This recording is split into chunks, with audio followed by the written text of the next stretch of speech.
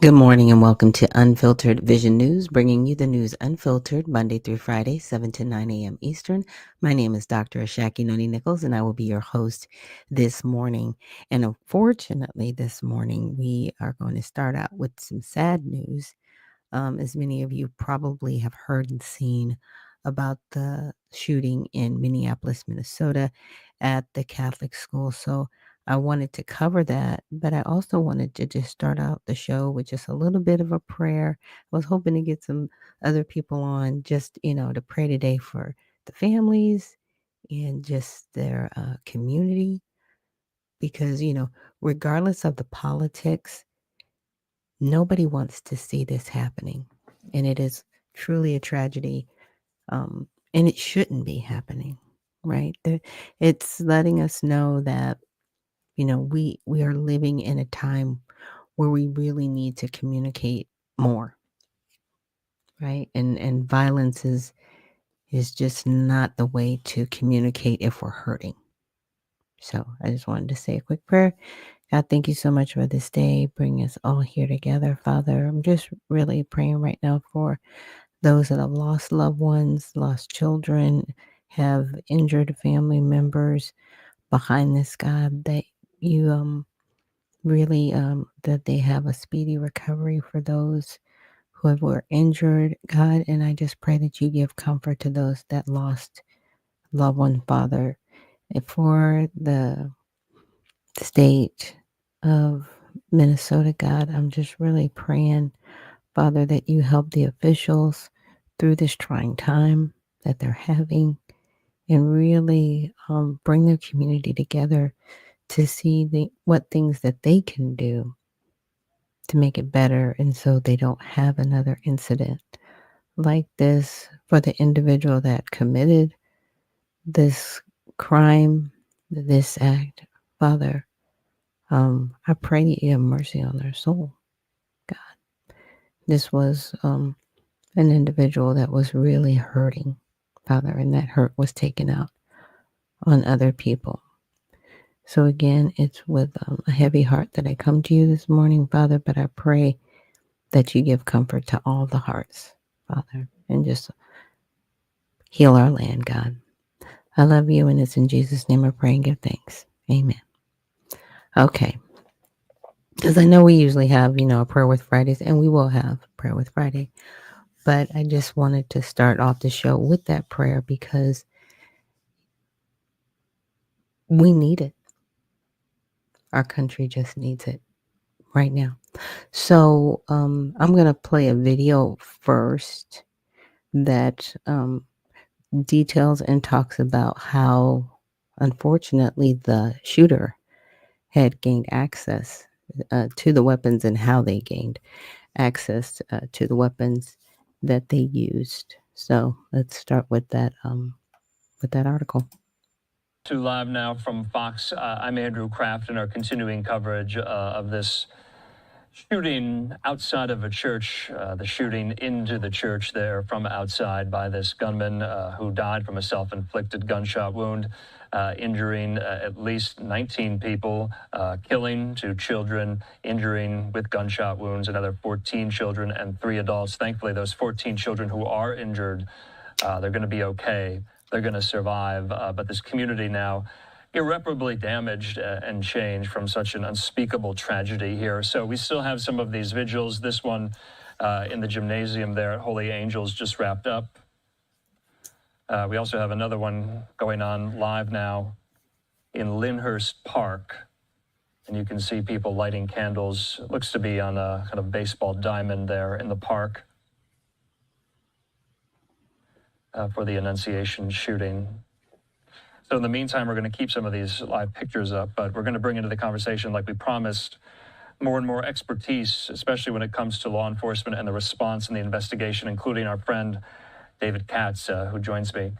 David, we always have to speak on these occasions. It's unfortunate, but we have to get you on to help us make sense of some of this and where this goes from here. So I have to ask you this first. Much has been said about this manifesto, this video manifesto published on YouTube today. It was taken down, and I have not personally seen it, truthfully. My producers have. They have told me it contains a lot, and there's a lot to pour over if you're investigating a possible motive, the motive of which we do not know, the why in all of this. It's mere hours after this shooting.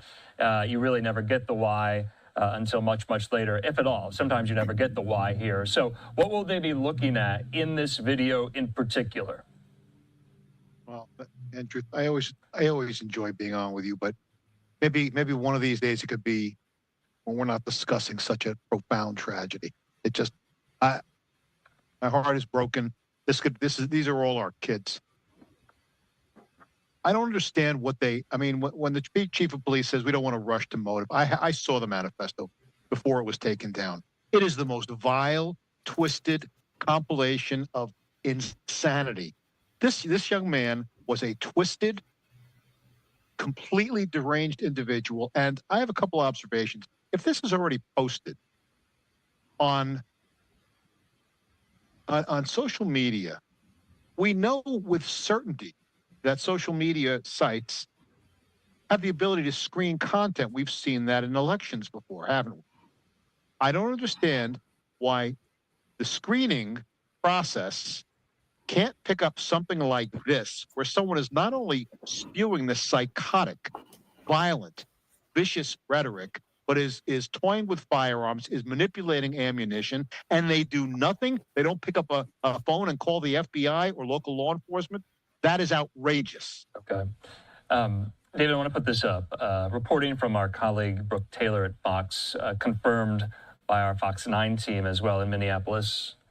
Much has been said about the shooter's identity or chosen identity. Brooke Taylor says sources confirming to Fox the shooter has been identified, 23-year-old Robin Westman, according to court documents. At 17 years old, Robert Westman formally had his legal name changed to Robin because documents state the minor child identifies as female and wants her name to reflect the identification. The application for a name change of a minor was filed by the mother, and a court granted the request in 2020. Now, we know that the mother was formerly employed with the school. That was confirmed by Fox 9 Minneapolis. What will investigators use here to determine a possible link to a motive, if any? I mean, look, I'm not an expert in psychology. I am aware that transsexuals have a very, very high rate of suicide. I think it's upwards of 40%. So I'm sure the existence of mental health treatment or what was going on in this person's life is going to be scrutinized. Certainly, I mean, there's no possibility that at least the mother, I don't know what his family dynamic was, but the close family members have to know that something is really, really wrong with this individual. There's no doubt. Yeah. So I'm wondering, why are there weapons in the house? So why David, is that even allowed, not either by us as a society with a mentally ill individual, but by the parents? Yeah. So, David, let's get to that. And I apologize. I know a lot of this isn't in your wheelhouse. You're not a psychologist. I'm not a psychologist. But we try to get into the psyche of someone who would do something like this as we watch this vigil here. Let's talk about the weapons, though.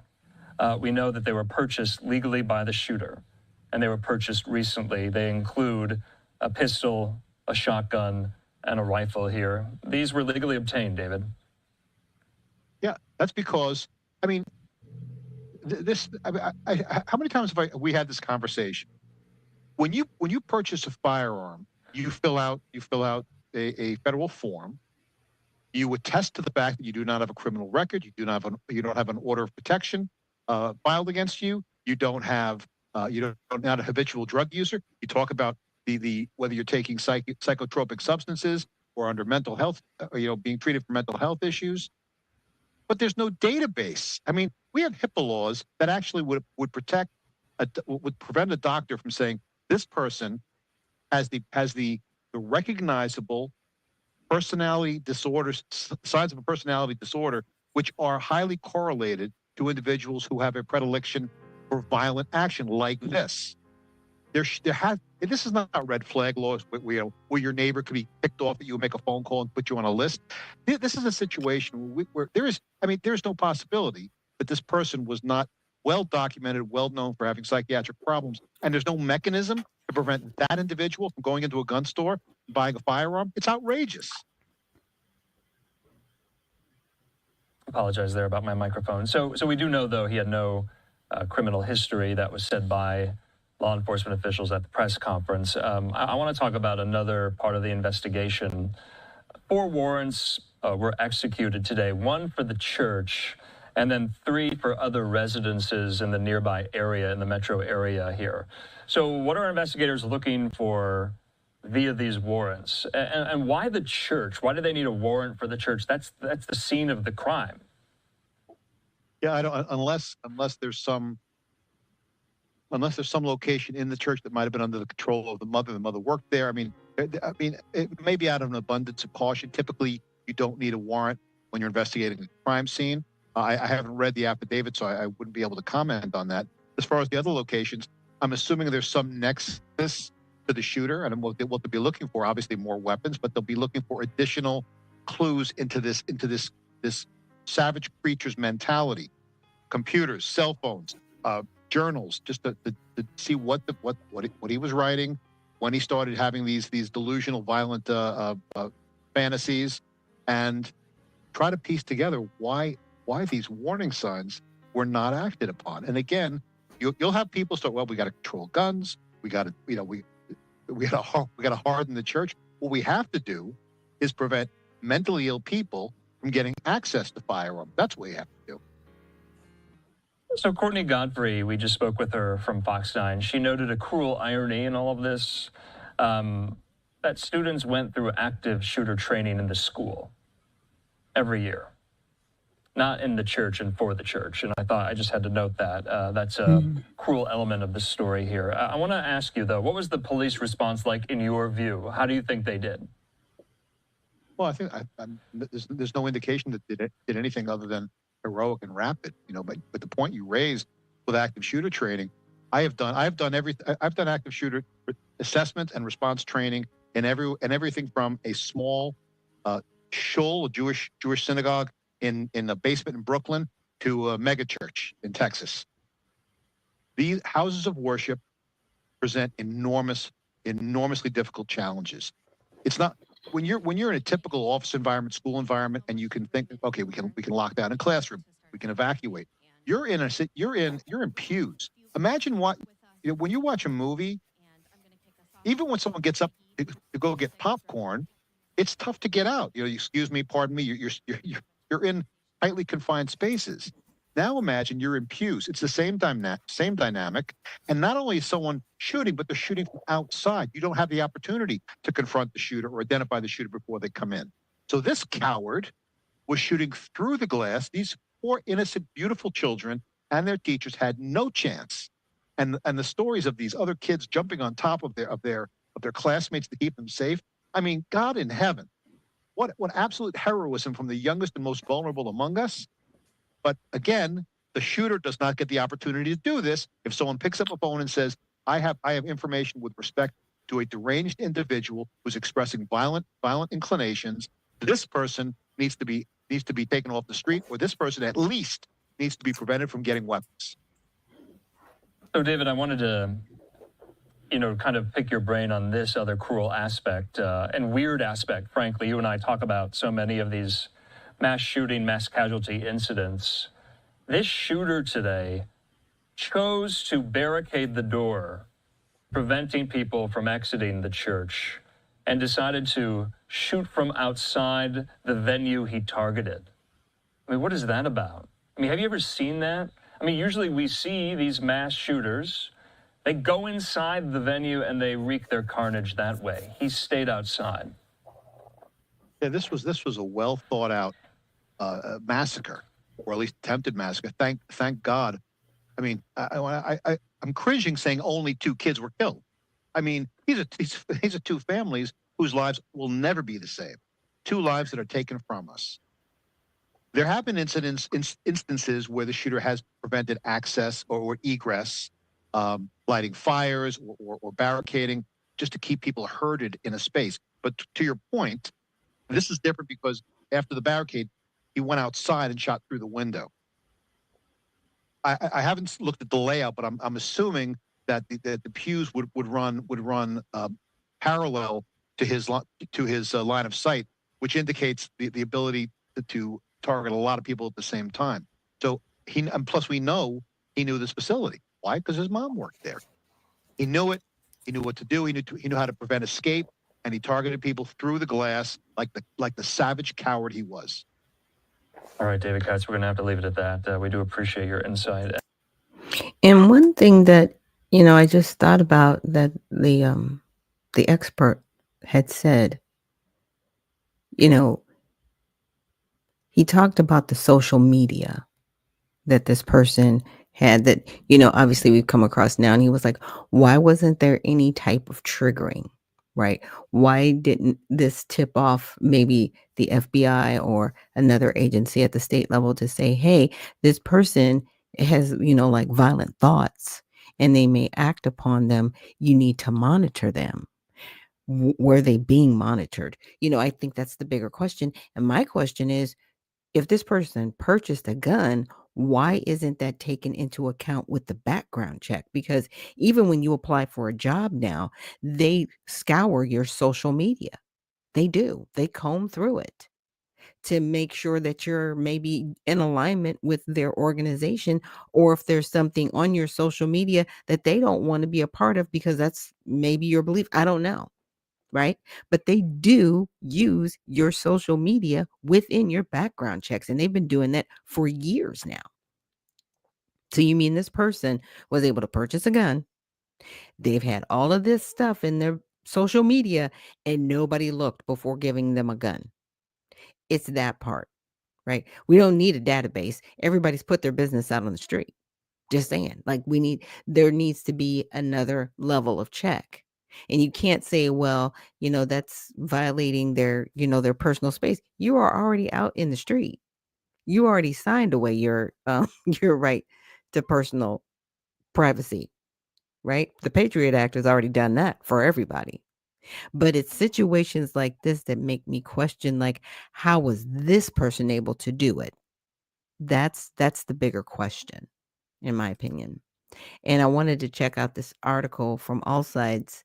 It says 2 children killed, at least a dozen injured in Minneapolis or Minnesota Catholic school shooting. And this was updated as of 2:36 p.m. Authorities reportedly identified the suspect as Robert M. Westman, who was formerly Robert Paul Westman. Outlets on the right highlighted Westman's supposed gender transition more prominently than outlets on the left. A shooter killed 2 children and injured at least a dozen people in Enochian Catholic Church in Minneapolis, Minnesota on Wednesday. The shooting, which occurred during a Catholic mass at the school, left multiple children in critical condition. The suspect reportedly took his own life along with 2 others using a semi-automatic weapon. Agents from both the FBI and Bureau of Alcohol, Tobacco, Firearms, and Explosives were brought onto the scene, but there is no longer an active threat to the community, according to city officials. In Minneapolis, Police Chief Brian O'Hara called the shooting a deliberate act of violence against children and worshipers. So this is how the media covered it. Breaking news coverage was similar across the political spectrum, with major outlets reporting live updates from in and around the scene. Coverage widely highlighted that the shooting occurred during the children's first week back to school. And I think what some people are concerned about, and this is something even I'm just kind of questioning, and maybe I'll have to, offline go more into it, is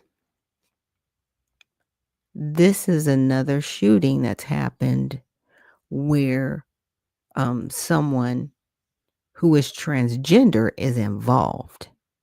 Now, in my opinion, it's starting to develop a pattern.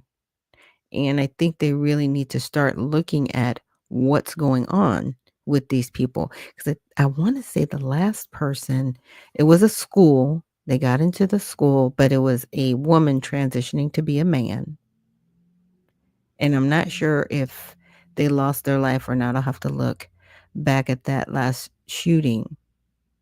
But they broke through some of the barriers in the school and found like a weak point in the school. I think they had maybe attended the school or something of that nature.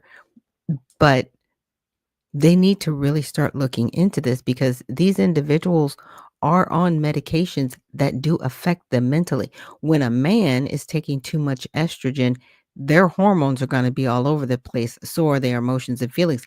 Same thing for a female. If she's taking a lot of testosterone to become from, more masculine from feminine, it's going to mess with them psychologically and they're not going to think clearly and they are going to become a danger to themselves and the community. And no one's really talking about this. And this is serious because it's happened more than once. That's why I'm saying it's becoming a pattern of behavior and it's no longer acceptable. Okay. This needs to be dealt with. They've already classified gender dysphoria as a mental illness. And you're not dealing with the mental illness saying, okay, we're just going to continue to go down this road of gender ideology and give you medications that are going to really mess you up and make you a danger around the people you're around. Now, some people may take offense to that and be like, well, you're just, lumping everybody in. And look, this is serious and it needs to be taken seriously. You've done all of these things without research. Luckily, they stopped the funding. So they've slowed a lot of this down, this mutilation that people are putting themselves through. And it is mutilation because you're trying to be something that you are not. Okay. There are females that do have more masculine features. They just are. It happens. Men, vice versa. They're a little bit more feminine than masculine. Naturally. That does not mean you take medications that are going to alter you. Okay? Because those same medications are going to alter your mental capacity as well. And it is going to make you a danger. I don't know if people have heard about, sometimes people that go through these transitions, they're violent towards their partners or they get so sick. They start having seizures and all kinds of things start happening to them. It isn't good. It isn't good what's happening. And it needs to stop. Like all of this transgender stuff, it needs to be outlawed and banned, period. In the United States, it just needs to be a complete ban. We're not doing it. You cannot be here, period. We're not doing this anymore. No more surgeries, no more medications, no more none of it. If President Trump, if you're listening, you need to shut this down now. Because these people are starting to hurt other people and themselves. He said it was like, what, they're 40% more likely to injure themselves. That's not a low number. It's really, really tragic. And Sassy Lady, thank you so much for reposting the stream. And Sassy Lady says, thankful Thursday. Good morning. Thank you so much for reposting that. Yes. And it is our Mighty Men Thursday and it is open mic. So if I have any of our men out there that would like to come on stage to discuss this topic, or if there's another topic that you want to discuss, please let me know and I will send you the link so that you can be on the program this morning. So there's another video that I would like to play, still under the same topic regarding the shooter. And I think with this clip, there's an individual who was on the scene at this tragic shooting.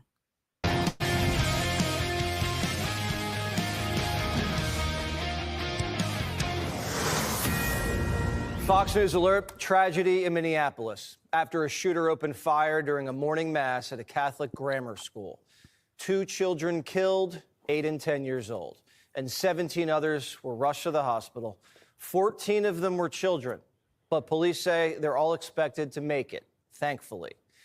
K-8 students were marking the first week of school when bullets started blasting through the windows of the church. During the Mass, a gunman approached on the outside, on the side of the building, and began firing a rifle through the church windows towards the children sitting in the pews at the Mass.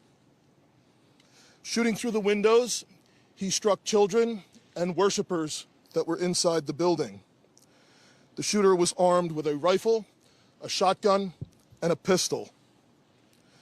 This was a deliberate act of violence against innocent children. Students were ducking for cover as round after round pierced through the pews. One 10-year-old said his friend saved his life.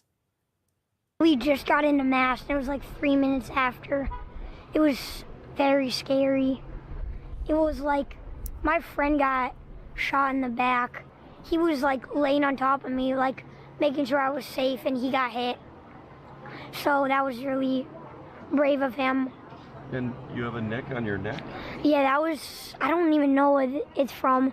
Kind of looks like debris or something. But that came from during this? Yeah. How are you feeling?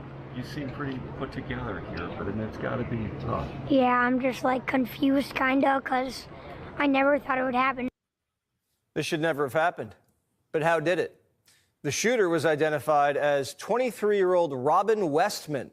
Robin changed his name from Robert back in 2019 when he was a minor. His mother submitted the name change on his behalf. The court documents say the minor child identifies as female and wanted her name to reflect the identification. So Robert changes his name to Robin and mows down pews of kids at a Catholic school church and then offs himself in the parking lot. And it wasn't just a random church. His mother used to work there. CNN reports Westman actually graduated from there in 2017. And this morning, he showed up with a rifle, shotgun, and pistol. Hours before the shooting, Westman posted a 20-minute video where he paged through a manifesto, described himself as severely depressed and suicidal. He fantasized about the Sandy Hook massacre and said he loves to see kids get shot. The morning shooting was obviously premeditated because there was a drawing of the floor plans in his notebook. The video also shows Jesus' face as target practice. Westman wrote things on his weapons, such as, "Where is your God? Israel must fall. Nuke India. Suck on this. And kill Donald Trump." The FBI is investigating this as an act of domestic terror and a hate crime targeting Catholics. But police say they don't know anything. We don't have a motive at this time. Obviously, we're open to any possibilities at all, but we don't have a motive. The media says the motive doesn't matter. It's the gun's fault. I think it's either like you have to be honest and say what will actually work, which is what nobody wants to hear, which is that there are just simply way too many firearms and they're way too accessible. And even if they're too powerful? And they're too powerful. Even handguns, too. So a suicidal transgender who hates Trump's Christians and Jews shoots up kids at a Catholic school, and the media wants to take away your handgun. So how are we supposed to protect ourselves from trans shooters? The media is bad at pattern recognition. We aren't. Just 2 years ago, another trans 20-something walked into a Christian school in Nashville with a rifle and shot 3 kids and 3 adults. They buried the manifesto and locked down the case. We've seen trans shootings in Colorado and in Maryland. They even shot up an ICE facility in Texas. And it seems like half of Antifa's trans. A couple of they-thems just got popped for firebombing Teslas. The mayor of Minneapolis says you can't say that. Anybody who is using this as an opportunity to villainize our trans community or any other community out there has lost their sense of common humanity. We should not be operating out of a place of hate for anyone. We should be operating from a place of love for our kids.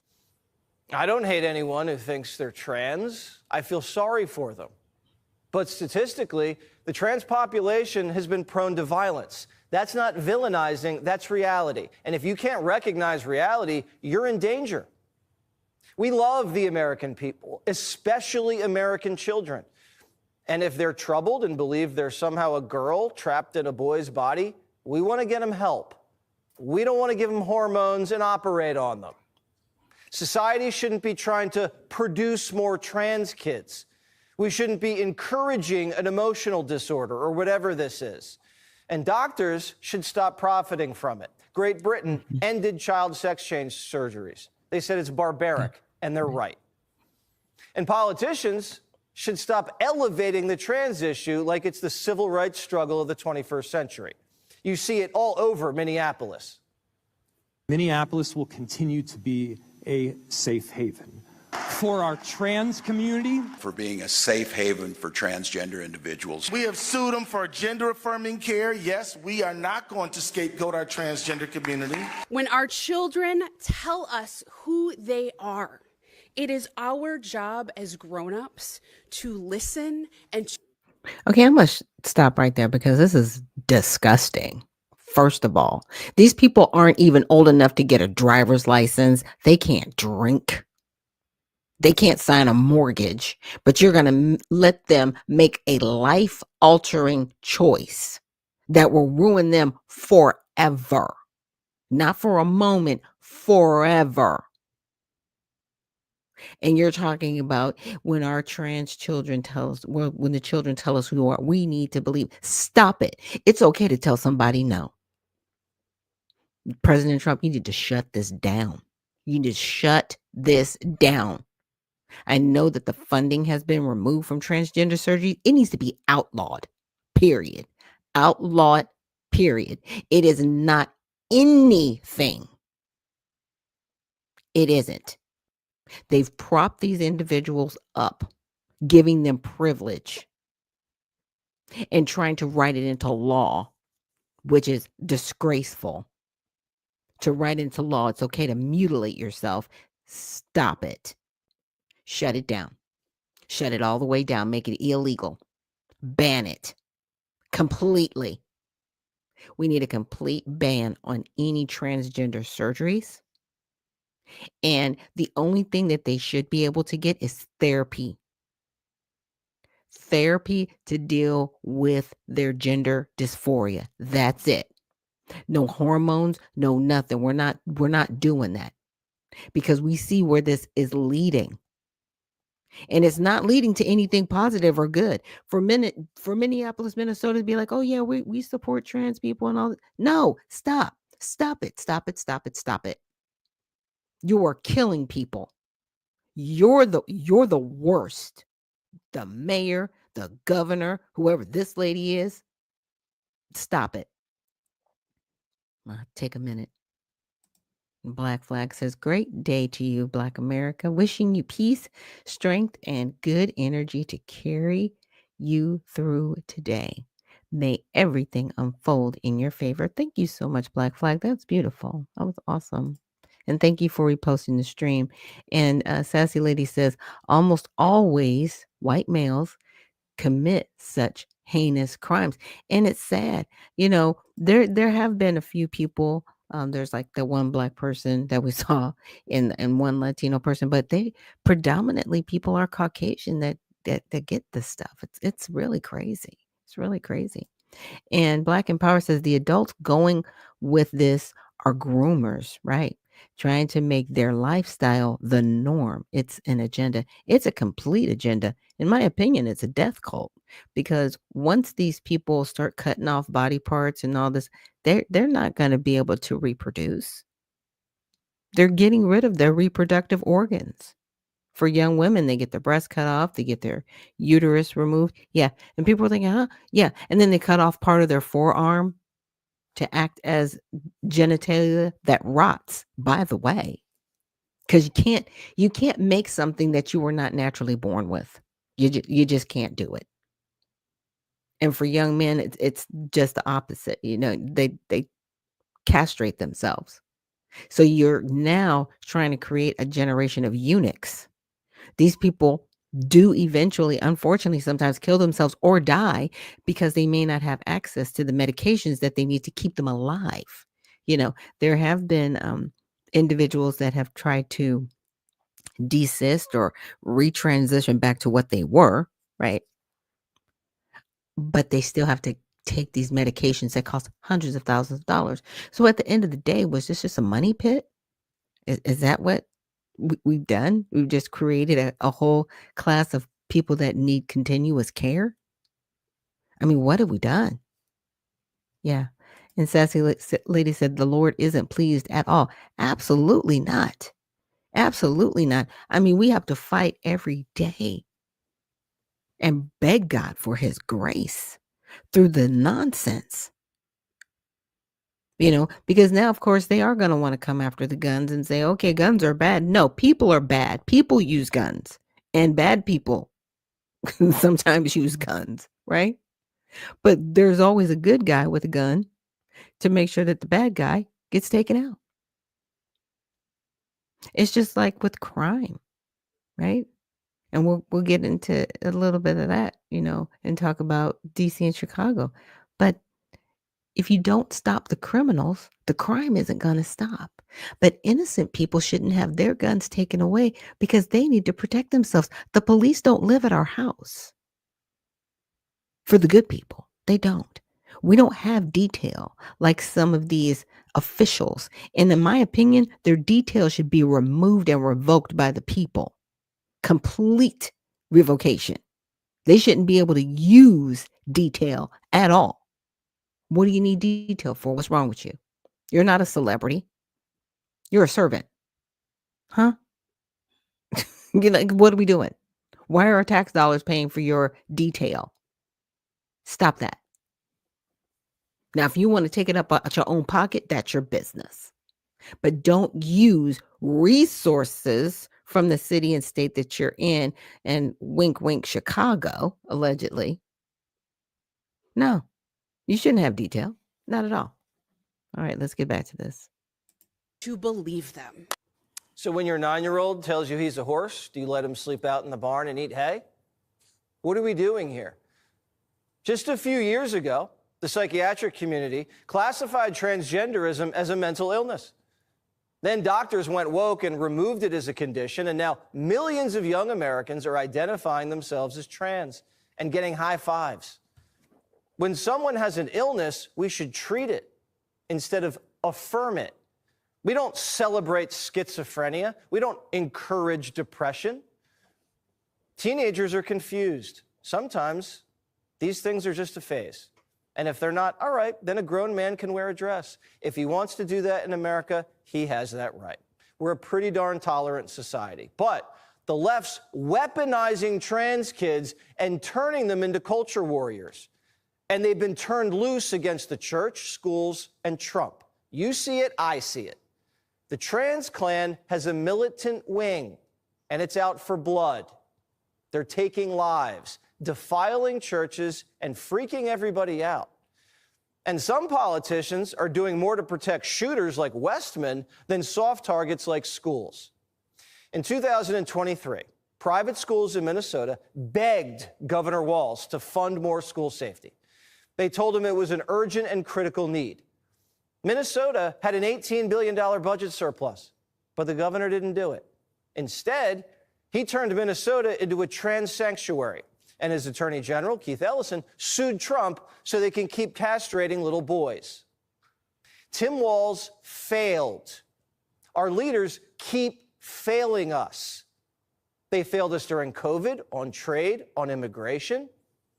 They say they care about kids, but they locked them down and oversaw an obesity and chronic disease epidemic. And now there's a growing trans epidemic, and they won't even admit it, just like crime. They created a crisis and then lie about it and blame you for not being compassionate. But their fake compassion is getting people killed. Want even more Fox News on YouTube? Become a Fox News Patriot today. And and Jesse's right. It is fake compassion. Because they don't want to be seen as the bad guy, right? They don't want to be seen as the bad guy. They want to be seen as the good guy. It's crazy. And Black Empower says, why don't they blame cars when someone is reckless and causes a crash that kills multiple people? Oh, because they need their vehicles. Come on.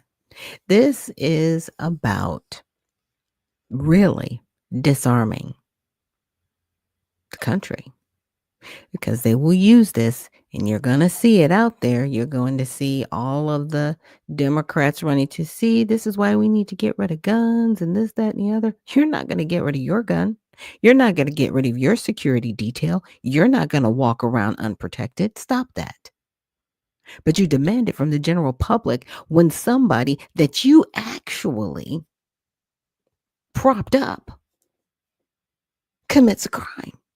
We need to look at the issue of why this person was so depressed, wanted to commit suicide, wanted to harm other people. He said he wanted to kill children, allegedly, in his manifesto. But nobody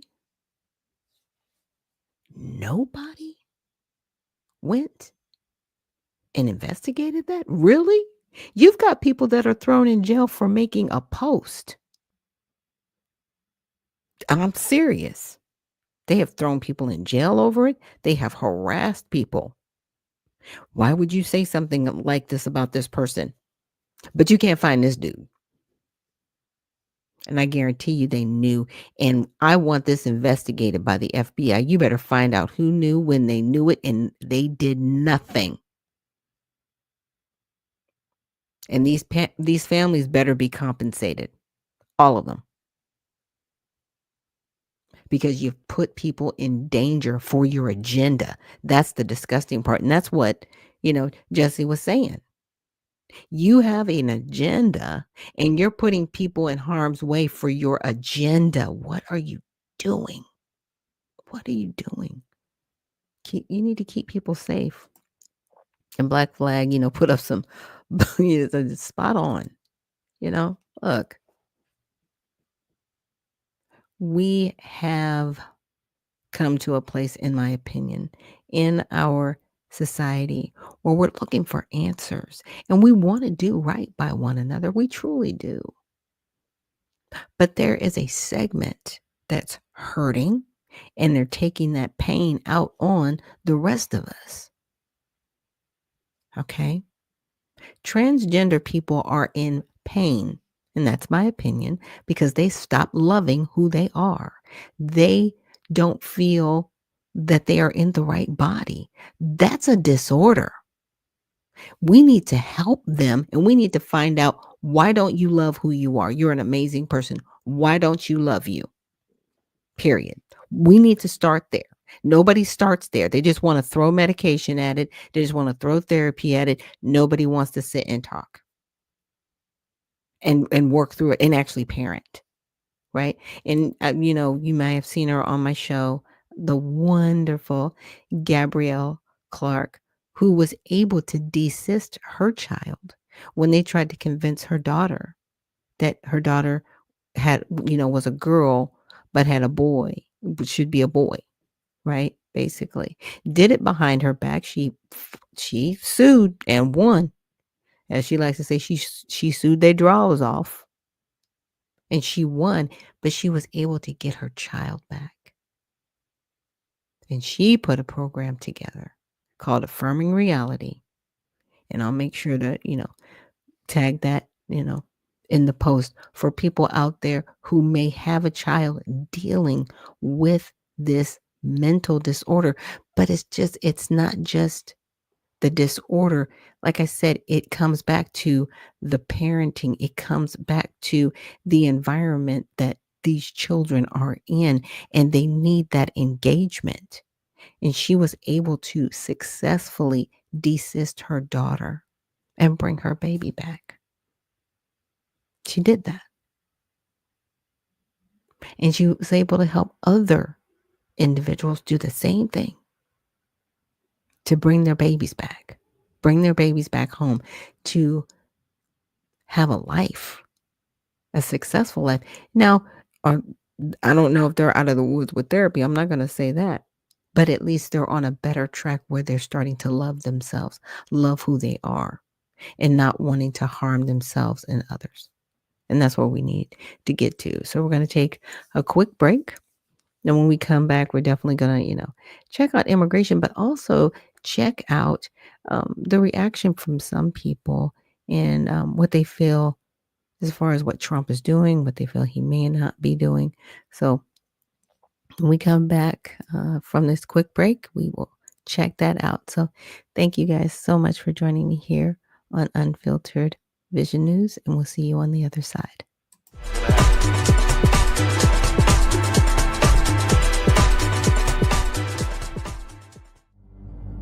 A life empowered is closer than you think. We're all looking for a better way. Reimagine what's next with a new sense of exuberance. Why not power on like you mean it? Or power off blissfully? A better sleep is a better awake. You've never moved like this before.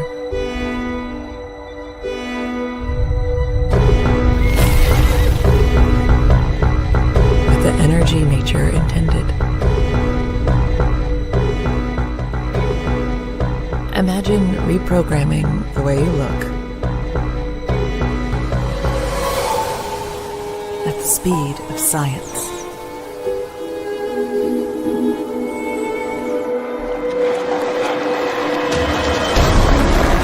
At longevity. At exhilaration. It's next level rejuvenation. Take your well-being from the inside out and outside in. The light within is ready to ignite. Be the light. LifeWave.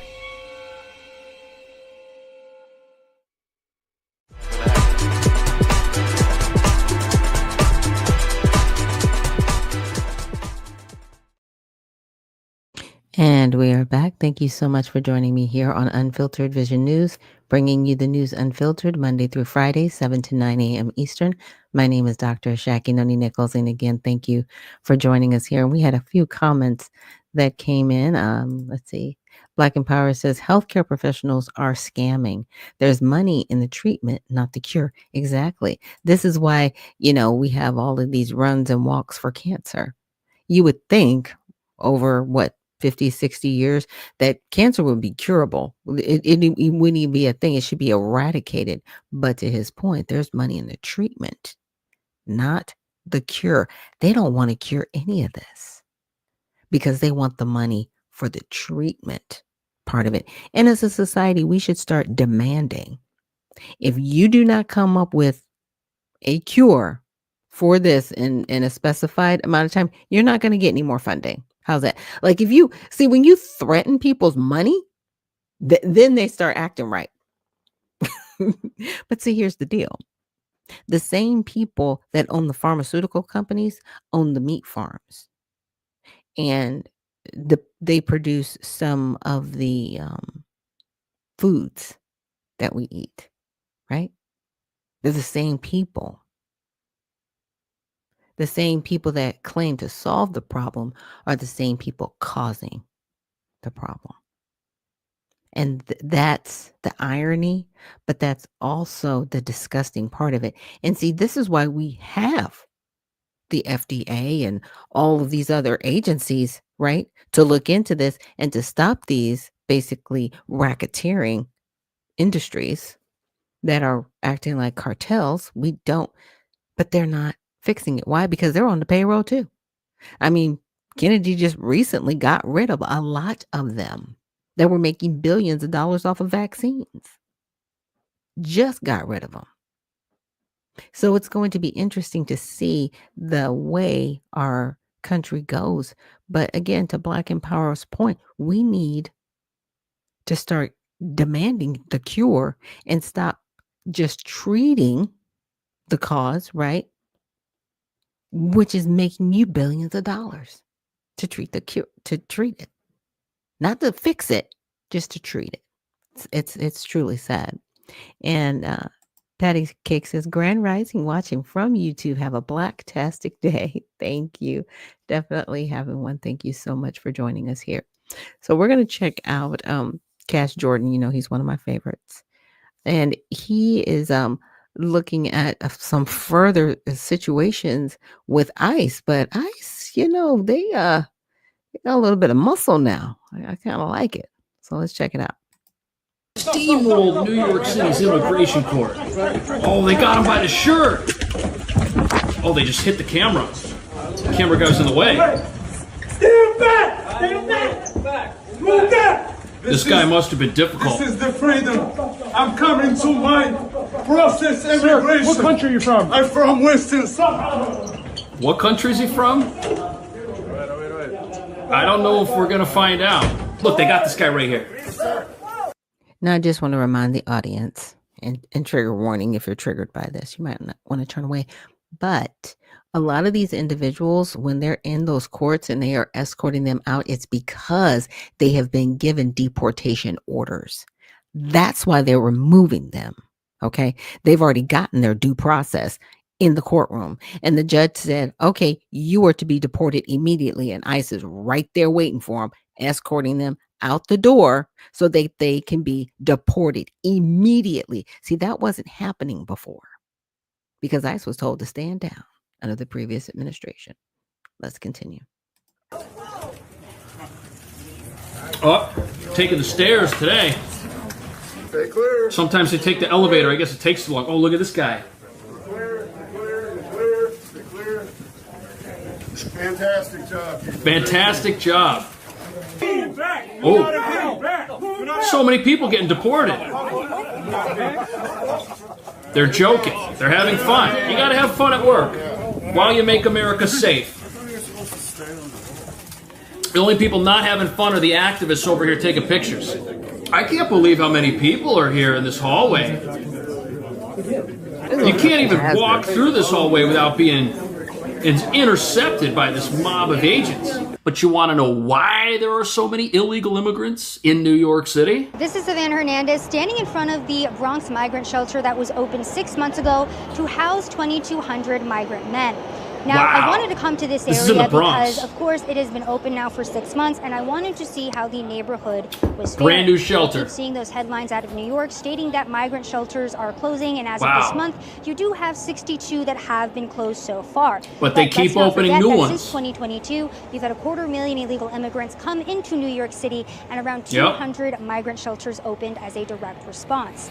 So and the law here is that they all get a free place to stay. Roosevelt Hotel, for example, one of the biggest migrant processing centers, has been closed. However, the reality of this matter is that these migrants are simply being moved into the various boroughs of New York City and the various suburbs. So I came to the area to come and check it out. Where are you from? That's right. I'm from Senegal. And are you living in the shelter? Yes. How is it? Yeah, it's So that's what New York City is doing. When the whole asylum crisis here started, they opened these massive shelters in the center of Midtown, but now they're moving people to residential neighborhoods, and a lot of them are in Queens and in the Bronx. Yeah. It's difficult. Yeah. Why is it difficult? Yeah, because too much people, one floor. Okay. Yeah, small bed. Yeah, it's not luxury. You know? Living in the shelter is like, it's not easy, you know, but we don't have choice. That's not true. You do have a choice. No good food over there. You don't have to stay here. Helping people to find job. I live in shelter right now. What's it like living there? That's my first month to be in shelter. Before, when I was right here, I was trying to work every day outside, you know. I tried to sell fruit with some people who from Mexico. So that's the thing. These shelters, they're not a stepping stone to the American dream for anybody. This guy right here, he's trying to sell food on the street with other unlicensed street vendors.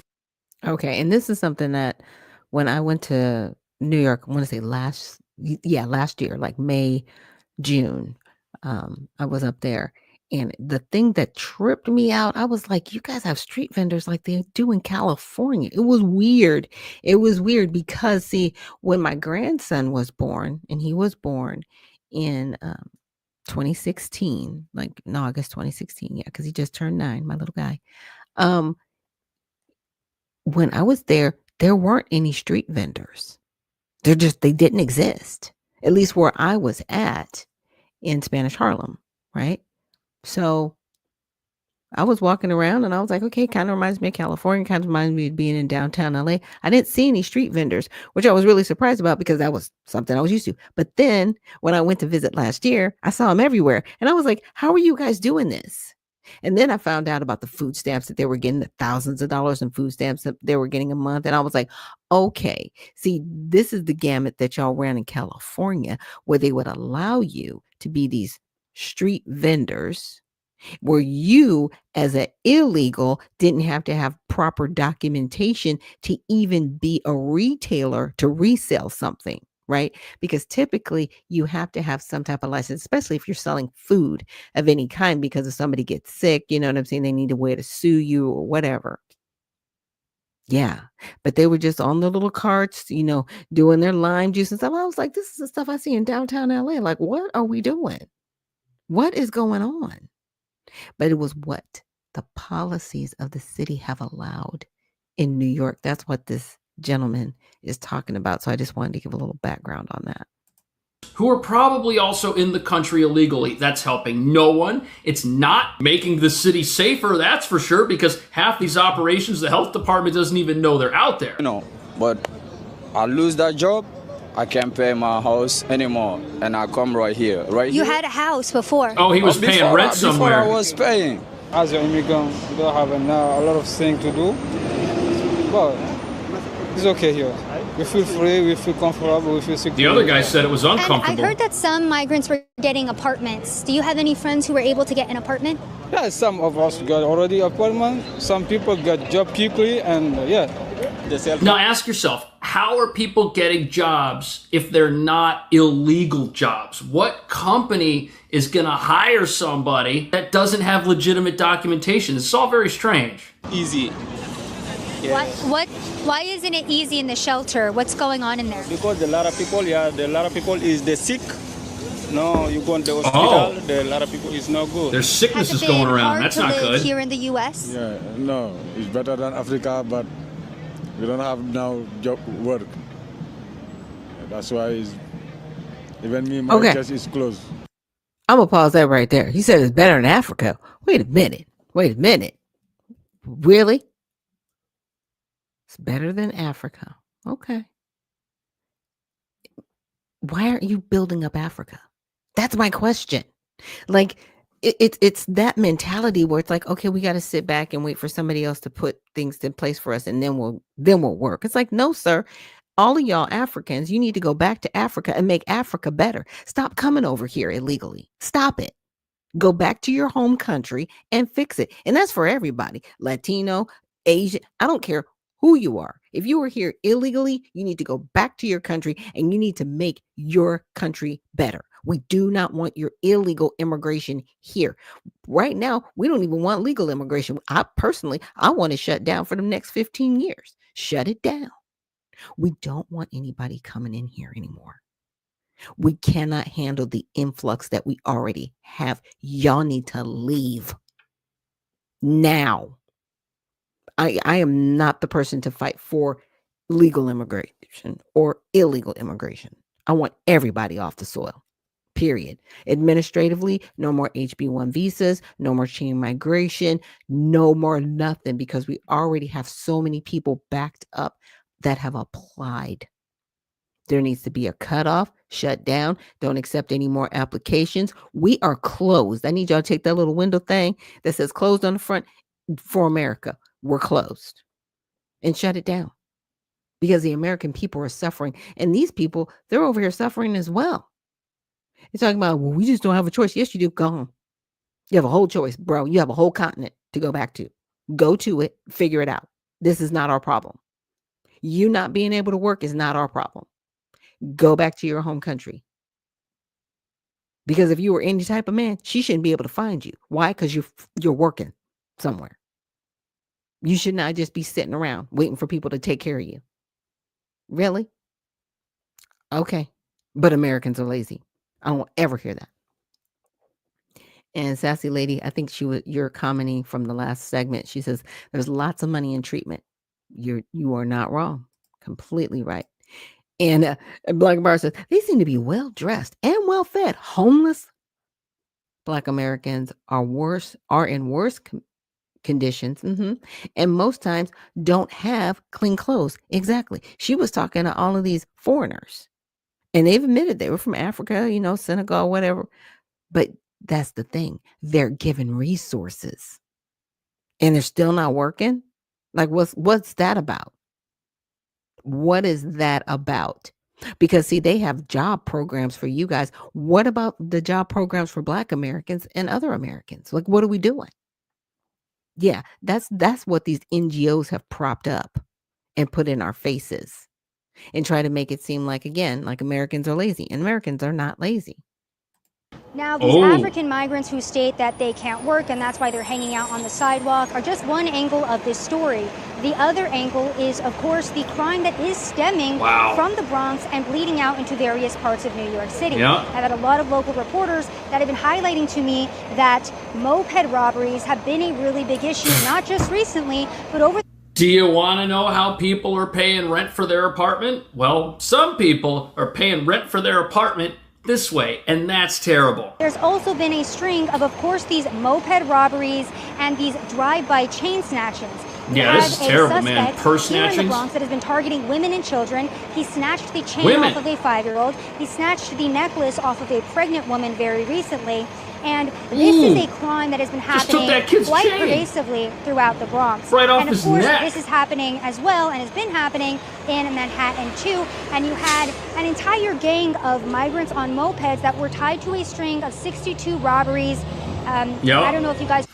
So this particular event that she's referencing here, these people, they were all part of a big gang. They lived in a Bronx apartment, and what they were doing is they were stealing people's purses, and they would get the phone out of the purse. They had their own IT guy in the apartment that would hack into the phone and drain people's bank accounts. So if you think that these people, they're just stealing so that they can live because the world is cruel to them and their victims, that's not what's happening at all. These are professionals. They know what they're doing. They know what they're after, and it's really hurting people. But look what happened when they tried to set up this massive migrant shelter. Watch this. To open a brand new migrant This shelter. happened 6 months ago. This announcement comes after the city just said the migrant population is declining. Or any of these immigrants that we're speaking about tonight have been properly screened. Of course not. Questions for Mayor Eric Adams' staff here at this contentious Bronx Community Board 1 meeting. I'm living this. I'm seeing this. Things got worse when the mayor's chief of staff revealed the decision to open a 2,200-bed single men's shelter for newly arrived migrants here at 322 Bruckner Boulevard was already a done deal. Look at how it was before anybody showed up. When is this proposed to open? The answer is yes, and at the end of February. So they had this massive town hall meeting and told everybody, not only is this a done deal, not only do we vet nobody because we're a sanctuary city that doesn't do background checks and doesn't bar people who even have a local criminal record from living in a shelter, it's opening in just about a week. That's what they told people. Offered this apology. Clearly, communication could have been better. Oh, we're But that sorry. was not enough We're to stop sorry. the outrage and confusion, especially after Adams just announced larger emergency sites like this one in Brooklyn are shutting down. In 1 year, we have closed 46 shelter sites. But you're reopening new Don't tell ones. me, as an administration, that the population of single adult men in the migrant system is going down, and yet we're purposing a building for 2,200. This is the building right here that we're talking about on East 144th Street, right next to the Bruckner Expressway. And take a look around. This is not exactly a residential neighborhood. In fact, as you can see, it's surrounded by industrial buildings. The That city doesn't mean detailed anything. plans to offer 24-hour security. What? So because they're going to have security means that there's not going to be crime in the area because it's only residential buildings? We just took a look at what's going on over here. We just heard from people about some of the stuff that they're doing. Also pointed to this pie chart showing just 6% of migrant shelters operate in the Bronx. Neighbors say that is misleading given there are more than 100 non-migrant shelters already in the borough. We're being saturated now with too many shelters, and it's like I feel like we're a dumping ground and no more. We can't do this anymore. Now, even after that unanimous... Do you want to know why that's happening? Do you want to know why they fill up areas like the Bronx and Queens with shelters? Well, here we have a map showing red dots, which are shelters. Now, these are all asylum migrant shelter facilities. You can see Queens, they've got a massive concentration right here. There's a few in the Bronx. There were a bunch in Manhattan, which have all been shut down at this point. But the reason you have so many in places like Queens, like what you see right here, is because real estate values are lower and the city has to pay for these shelters. They've got to pay the rent. They've got to pay the staff. And how do you find a building that you can turn into a shelter? Are you going to find that in Manhattan where all the real estate's already taken? Or are you going to find it in Queens where you have co-working facilities, you have abandoned buildings that were recently put up and people have just walked away from because they didn't work? You're going to find that type of building, and that's what they found in the Bronx. That's why these shelters are coming to your middle-class neighborhoods. This isn't something that affects the rich. Look at this, way down here. This right here is New York City's West Village, 0 migrant shelters. This is New York City's Soho right here, 0 migrant shelters. That's where all the celebrities live. That's where all the elites live. They don't have a shelter in their neighborhood. Why? Because it's too expensive. That's NYPD Deputy Commissioner Kaz Daughtry with me on Roosevelt Avenue, 3 months after our last walk down this corridor, now touting the results of a 90-day operation, shutting down illegal gang activity. The department is committed to eradicating Tren de Agua. They're not going to run Roosevelt Avenue. The community and the business owners and the people that live here, they run Roosevelt Avenue. You hear that? 1,000 people arrested in Queens on Roosevelt Avenue. Whole area being run by this Venezuelan Tren de Aragua gang. And we just saw on a map that Queens has a fair share of shelters. I wonder where the gang members were living for free. In the last 90 days, the NYPD says that, along with close to 12,000 summonses, hundreds of confiscated vehicles, and 18 What a mess. orders. But community members still want more. I think the NYPD has done a good job, but clearly the mission is not complete. Rosa Sanchez says she still doesn't feel safe after a man chased her daughter with a butcher knife last month. I fear walking out of my house in the morning, going to work, and returning. It's really unsafe in this community. Now, that's the immigrant community, activists say, is being destroyed by President Trump. But who's really destroying it? A president that wants to enforce law and order and get federal fugitives off the streets? Or is it the federal fugitives themselves who are running criminal enterprises all over the city with the help of the city? The city is giving new recruits for these gangs a free place to stay in many instances. These folks move into the shelters where they meet other gang members and they're told, hey, join us, or become an outsider. That happens. These shelters have been nothing more than recruitment hubs for criminals. And even if we're not talking about a criminal gang full of fugitives, we've still got people selling food in an unlicensed manner. Who knows where that stuff's coming from? When you add on top of that all the flea markets we have of stolen goods getting sold on the sides of the streets, it sure makes you wonder, is illegal immigration a good thing for New York City or a bad thing? I think the answer is pretty obvious, but what do you think? Yeah, it's horrible is what it is. Absolutely dreadful. And Unc, thank you so much for reposting the streams. He said, good morning. I am a foundational Black American mighty man. All right. Talking about that on Mighty Men Thursday. And Black Empower says, to get a apartment, there's a credit check, deposit, and first month's rent. Notice how all rules are removed when it comes to illegals. And that's the disgusting part. It's truly disgraceful. I agree with that. And Unc says the DC mayor gives Trump credit on cleaning up DC. Yes, I'm actually going to be playing that one next, Trump. I mean, that next, Unc. I'm on it. Okay, I'll check it. Okay, yes. So this next one coming up, we're going to check out, the DC mayor, who actually said, thank you, President Trump. You are doing a great job. Now, this is what's going to happen. The Democrats they're going to figure out a way to be like, oh, yeah, they're going to try to play her down. They're going to try to play it down because they don't have anything else. It's crazy. This federal surge has had a significant increase on crime in Washington, D.C.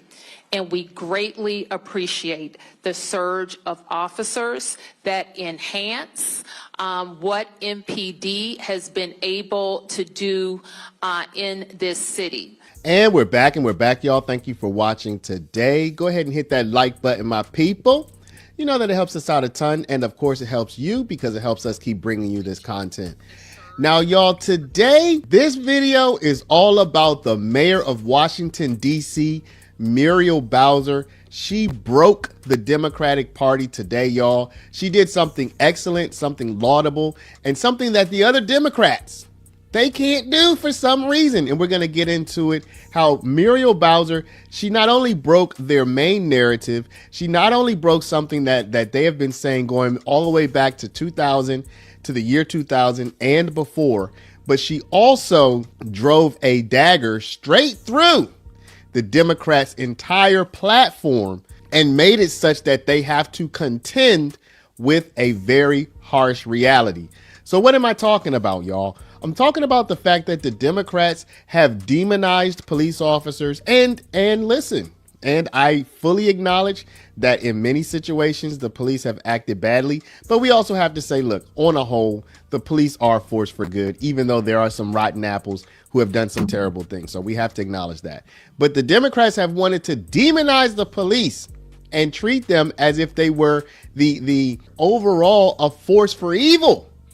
And what Muriel Bowser said today totally undercut all of that, and it showed that when you have effective policing, people can get their lives back together. Lives are not only healed, but they're saved, and that is, surprise, surprise, a good thing. Now, before we get into Muriel Bowser's exact remarks, what I want to do is show y'all just how deep and pervasive I want to say insanity. I don't know what word to use, but just how deep and pervasive this is. Now, I made a video yesterday about Brandon Johnson. He couldn't even answer a question about whether more police would be better for his city. At the end of this video, we'll flow right into that. But just take a look at a quick clip of Brandon Johnson and the craziness so we can kind of give the context for why what Muriel Bowser said is so important. But before we do, y'all, make sure you take care of your money. I'm not going to make you believe the streets of Chicago would be safer if you got all of those other extraordinary programs put back into place, which do have a history of being successful, if that's complemented by having 5,000 more cops on the streets of Chicago. I don't believe that we should narrow it down to just police officers, Joe, is what I'm saying. That is an antiquated approach. I'm saying we've invested in detectives. Mr. Mayor, are you hearing what I'm saying? I'm agreeing with you that all of these other... Now, I neglected to give Brandon Johnson the illustrious sub 10% approval rating, Mayor of Chicago, Brandon Johnson. I unfortunately previously neglected to give him his full title. So there we have it. The illustrious sub 10% approval rating, Mayor of Chicago, Brandon Johnson. Now, y'all, just today, Chicago suffered 3 police officers. We are continuing to follow some breaking news of a police-involved shooting in Inglewood. Gabby is live right now with the latest this morning. Good morning, Gabby. Hey, good morning. Yeah, Brian, we are on 58th Street, just west of the Dan Ryan Expressway. This is where most of the activity is right now. Now, we have some new information from Chicago Police, a spokesperson with them, that says 2 officers are in the hospital with minor injuries. The spokesperson says the officers were not struck by gunfire. He says they may have been struck by a vehicle. 2 offenders are in custody. 1 offender is injured and is at St. Bernard. So now we come to the crux of the matter, right? President Trump surged thousands of essentially law enforcement and military personnel into Washington, D.C. That's his prerogative. The federal government has a special relationship with Washington, D.C. So he used that power. He surged them in. And take a look at what Muriel Bowser had to say about that decision just today. Take a look. And so I want to move on to share with you, and I know that there have been data shared throughout this period, and this is a chart. It's been it shows, and this is the type of categories that the chief reports to me on a weekly basis about what's happening in crime in the district. We've highlighted the area in yellow that shows the impact of the surge of FBI, DEA, ATF, and Park and Capitol Police and other federal agencies in the district. And the federal surge has had a significant increase on crime in Washington, D.C. And we greatly appreciate the surge of officers that enhance what MPD has been able to do in this city. The most significant thing that we are highlighting today is the area of crime that was most troubling for us in 2023. Now, we have driven it down over the last years, but I'm going to get my glasses so I can make sure I can see it correctly. But for carjackings, the difference between this period, this 20-day period of this federal surge and last year represents a 87% reduction in carjackings in Washington, D.C. We know that when carjackings go down, when the use of gun goes down, when homicide or robbery go down, neighborhoods feel safer and are safer. So she undercut the entire narrative. You have the mayor of Chicago, Brandon, the illustrious sub 10% approval rating mayor of Chicago, Brandon Johnson, saying we don't want the federal help. You have Michelle Wu in Boston saying we don't want the federal help. They haven't received it. They don't have it. And then you have the mayor of Washington, D.C. saying thank you for this help. So who should we believe? Okay. 87%. Numbers matter. Okay. 87%. And Patty Cake said, don't be fooled, y'all. Bow Wow is being nice because they cut a huge budget in DC. Now she's playing nice. Oh, yeah, she got to play nice. She does not have a choice. And Unc says it's crazy that Trump has lived in these Democrats' head for 8 years. They haven't talked about policy, only about Trump. Absolutely. Thank you, April Showers, for reposting the stream. And Jerry Kruger says, well done, Patriots. Okay, because it's getting crazy. But I wanted to share with you guys this. You know how I like to go to, ChatGPT, have a conversation. I guess I need to start having some of my conversations with Grok, but we will handle that later. And Jerry also says, and the numbers can come down even more. Absolutely. Because it always trips me out. They're like, well, crime is down 23%. I'm like, there's 100% in a 20%. So the other 77% is just wilding out. Like we can add, we can subtract. Like, come on now. Come on. Help me. The numbers matter. So I wanted to shift a little bit to Chicago and say the current policies contributing to the amount of crimes committed. Because I was asking about carjackings, but I really wanted to ask this. It says that's an important question. Based on the reports and research, yes, it's the policies. So Chicago's current policies and justice system practices are contributing to the persistence and even rise of carjackings, especially by juveniles. And here's how. So the juvenile justice policies, quick release and electronic monitoring. Many juveniles arrested for carjacking are released within 24 hours, often with electronic monitoring. Reports show that repeat offenders quickly return to crime, suggesting that consequences are not immediate or severe enough to deter behavior, right? And Jerry often also says those are lives that are being saved. Yeah, they are. They are. So legal reforms reduced accountability. In Illinois, recent reforms removed aggravated carjacking from automatic transfer to adult court. This means even armed juvenile carjackers often remain in the juvenile system, which emphasizes rehabilitation over detention. Critics argue this has created a revolving door effect where teens see little downside risk to committing these crimes. Right, because there's really no consequences for them. And what do you do with these babies who are as young as 10 stealing cars? Right? And you don't want to incarcerate them as an adult, but who is the adult that they're working for? See, that's the bigger question.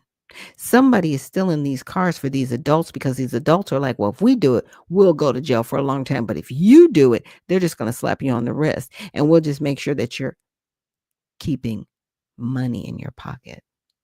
Now, when desperate people do desperate things, but if you're handing a 10-year-old $1,000 and they're like, oh, I'm only going to be in jail for like a week or two and they're going to let me back out, they will continue that bad behavior because they're getting paid to do it because they know the system is not going to lock these people up. That's just my opinion, and I'll say allegedly, but that's how you're getting this continued behavior. So no access to intervention programs. So ironically, many rehabilitative programs exclude violent offenders. So they do the violent carjacking, but they can't get rehabilitated. But then you have those same people on a revolving door. Like, what are you doing? It just looks crazy. So because carjacking usually involves a weapon, youth offenders often can't enter the very programs meant to redirect at-risk teens. This leaves them with punishment that's too light and no access to reform programs.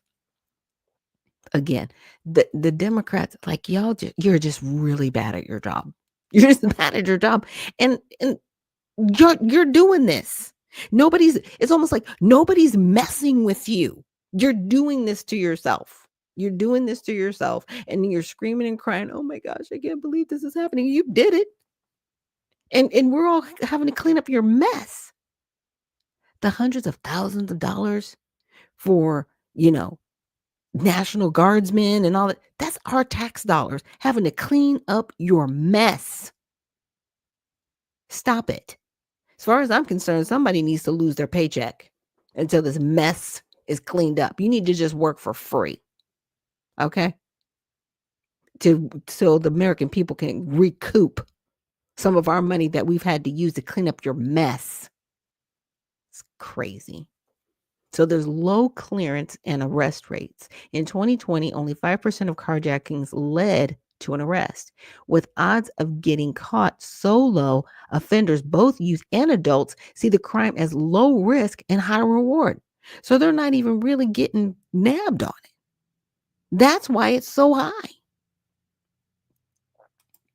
And Jerry says, more jobs and more penalties for those for stealing would help fix this. Right.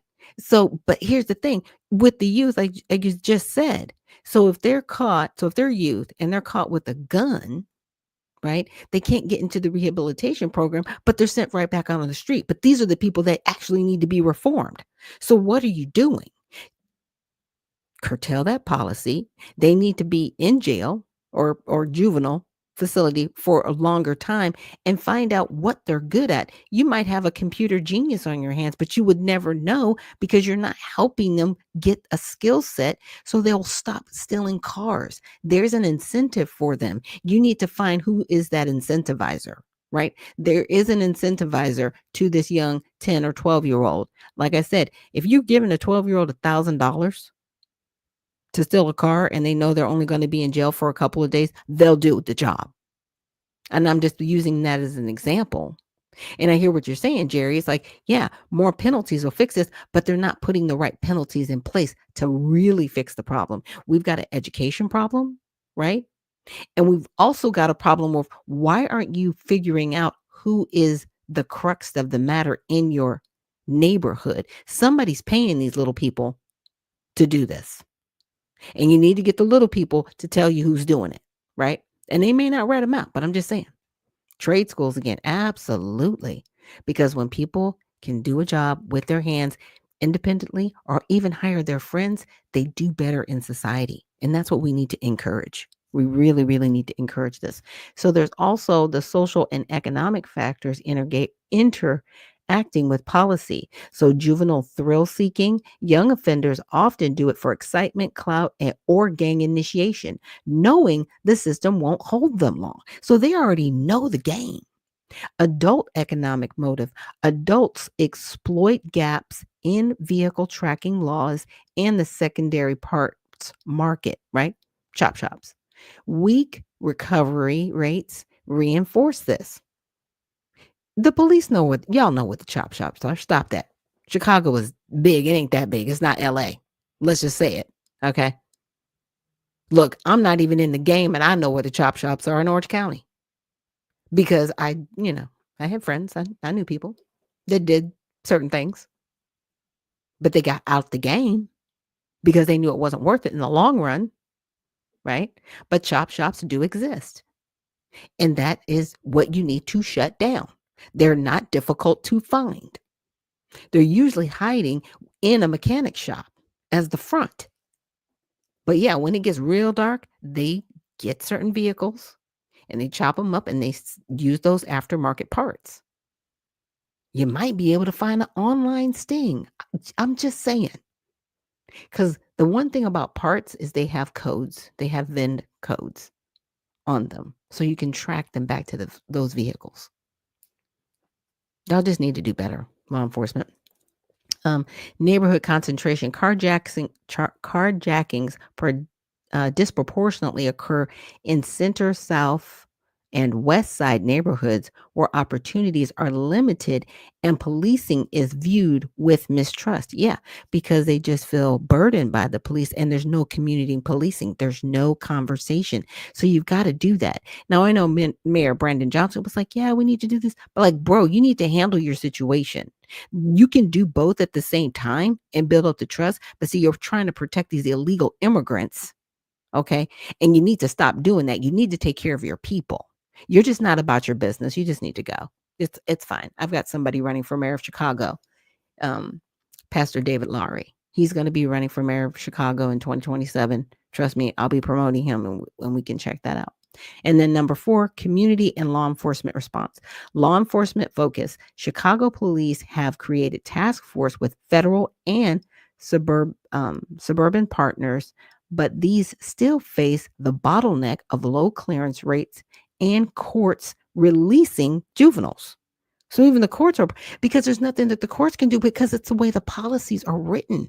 They're just doing the job according to policy. But somebody's benefiting from this at the end of the day. We need to find the mob boss. We need to find the nucleus of where this is coming from because somebody at the end of the day is benefiting. In community concerns, many residents feel policies are too lenient, while advocates worry that harsher penalties without intervention just push kids deeper into cycles of crime, which is true. But, to Jerry's point, trade schools again. So, let's just say somebody gets they do the whole carjacking thing and they get put into one of these facilities. Why don't you put them into a mechanics class immediately? Or carpentry or electrician or doing something with their hands, plumbing, right? Immediately put these kids on that path of education and sign them up to an apprenticeship program where they have to show up, whether that's daily, weekly, whatever. I would say daily, after school. For a couple hours, they've got to be an apprentice with this particular electrician because they're working on houses and they're doing the rewiring or whatever they're doing, right? Or there's a plumbing job and you have to be there, or there's a mechanic shop and you have to do that immediately. And you got to keep your nose clean, right? Their parole officer needs to make sure that they get there. Why aren't they doing that? Right? Because you would think that would make your community better. That's a simple solution. That's a very simple solution, something that you can do next week, literally. But why aren't you doing it? That's the bigger question, in my opinion. Why aren't you putting something in place so these children will be better off?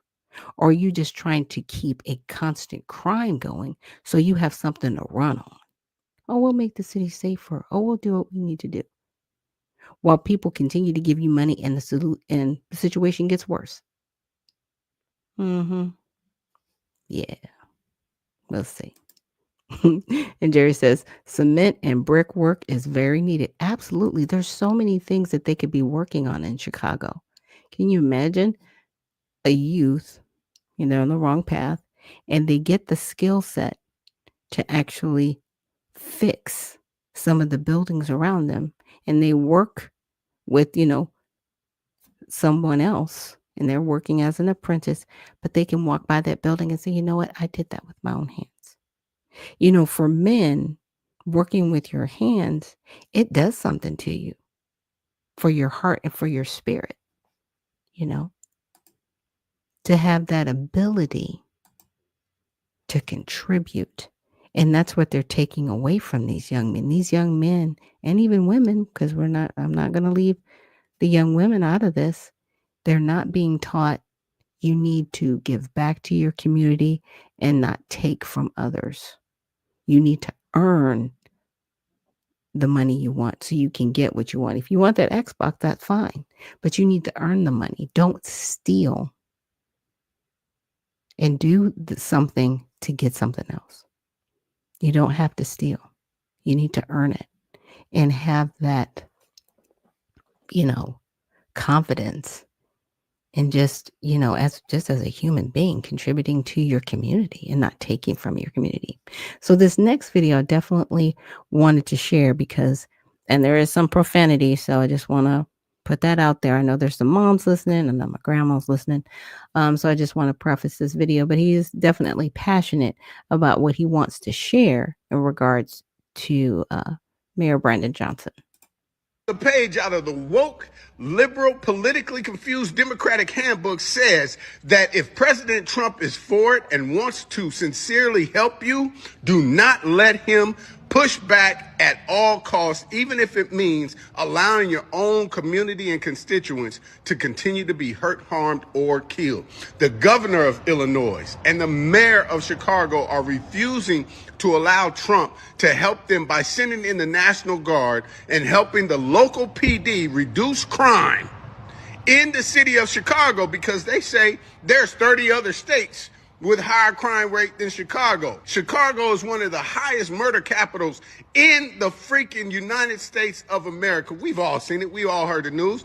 The governor is floating down this river or whatever in a boat in Chicago yesterday, talking about, look how peaceful it is. Me and my wife just walked for ice cream over the weekend. Yeah, you didn't walk down the city in the inner city. You didn't go where they're actually shooting and killing people. You went with your security guards where you're safe and protected. So tell that bullshit to the mother and the grandmothers and the fathers of them kids that are being killed on a weekly basis in the city of Chicago.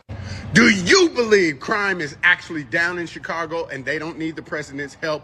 Or do you believe they absolutely need the president's help and the National Guard to come in, because we cannot afford to lose another American life on the city streets in Chicago? Let me know in the comments. Oh, and don't forget to follow. First reaction was that this is a good thing. I think that the governor as well as the mayor should be on board with it, just so we can get a bit more of security in Chicago the way that we need. The crime has dropped since 2024. Do you feel like the city feels safer? No, not at all. No, especially. Okay, this young woman was like, no, not at all. She doesn't feel safer, but they keep saying these numbers are down. And I wanted to get Jerry's comments in. He was saying they could make their cities look much better. Absolutely. And he says working makes them better dads. It does. Like I said, with men, when you guys work with your hands, it's just like it does something to your spirit. It really does, because I've seen it. Even my uncle, he was a carpenter, he was an electrician, and what he would do is the young men that had been previously incarcerated, he would take them and help them on homes that he had purchased to refurbish those homes. And then he would teach them that whole process, how to refurbish a home, how to rent it out. I mean, and he was able to help so many men in the city of South Bend. He passed away 2 years ago, but he contributed and he gave back. He built his own house that he and his family lived in, and it's knowing that.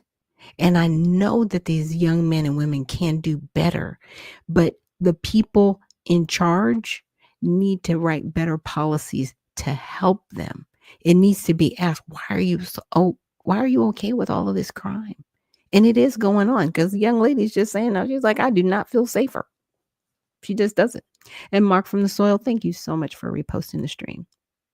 With the police being defunded. What's going on, everybody? Welcome back to the channel. It's your man Wise. We got to talk about it, man. We got to talk about it because the media is going on off of this narrative that, hey, the cities, the governors, they're all telling us that crime is down, but the people don't feel safe. And what good is it to tell everybody that the numbers are down if the people don't feel safe in the city? What good is that? Now, what we do know is down in DC, there's an investigation going because come to find out, it seems like the commissioner down there, they were juking the stats. You're also hearing about situations out in Chicago to where the police, they're basically handcuffed. They can't chase folks. They can't, no high-speed chases, so forth and so on. Certain things, crimes, if they don't catch the person, it doesn't get reported. There's a bunch of shenanigans going on to help push this narrative that crime is down when the people don't feel safe in these communities. I got a couple clips to share with you guys. We're going to go down this rabbit hole here, and we got to talk about it, okay? So hit that like button, share this video, subscribe to the channel if you haven't done so already. Let's get into it. And it's also because the military serves a role to protect Americans, not to be used against Americans. Exactly. You keep saying used against Americans. What kind of Americans do you mean? The ones that are murdering us, carjacking us, raping us, terrorizing our cities? I mean, you're saying like he's creating an actual war against American citizens when what he's actually creating is a war against criminals and, by the way, illegal aliens who they are rounding up by the bucket load in Washington. I want to let Ellie... Of course politics is going on here. I mean, you said that they should be asking for federal resources, but that would be an admission that they have lost control of their cities. That's so not losing Brandon control. Johnson, I mean, Chris the mayor of D.C. asked for federal resources too. She was transparent. But Brandon Johnson, the mayor of Chicago, said, "I don't want more police," and he even said today, "We don't even want to put people in prison." But this is what I'm telling you. I'm telling you that Democrats should think about potentially asking for more resources. What I'll say here is that I agree with you, but they won't. But it's also not handing over the entire city to the federal government. What happens is that the mayor and the local law enforcement should be in charge, and they should have the federal law enforcement supplement and provide training as needed. It shouldn't be that the National Guard and federal law enforcement should take over a city that they do not understand, that they do not know, that the community doesn't understand.